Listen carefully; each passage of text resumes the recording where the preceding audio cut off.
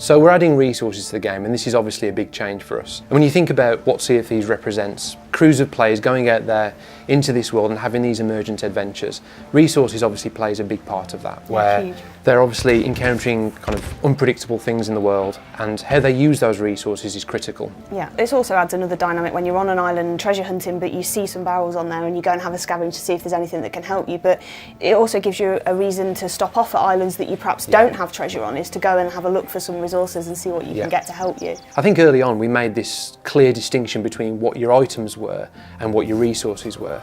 The difference being that we wanted everyone to have a shovel, everyone to have a lantern, everyone potentially to have things like musical instruments, so they can be part of that kind of co-op and that social sharing.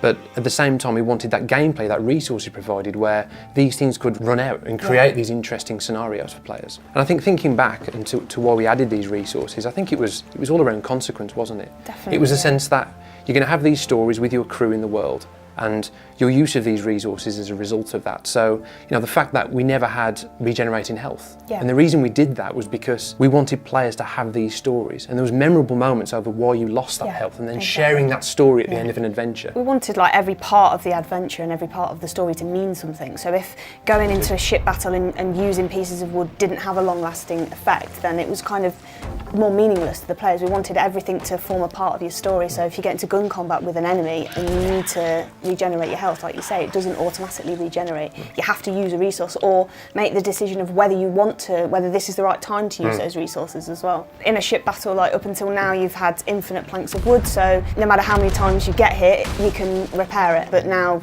you'll have finite pieces of wood. So things like damage on the middle deck of the ship, you might prioritise that less than lower deck damage, which is below the water line, because that's going to let more water in. Yeah, and a big part of that is the fact that we're now adding the bucket. Yeah. Because you can now run out of wood, we're giving you this item where everyone has it and they can bail the water in the ship. Yeah. So you get all these new scenarios where we've had loads of treasure on board, middle and lower deck are kind of full of holes, all the water's gushing in, the kind of water level's rising, we've been frantically kind of bailing with the buckets, and we've just made it back in time. Yeah, it's so cool, that rewarding moment of managing to just limp back into the outpost and cash your treasure in. As your ship sinks in the background.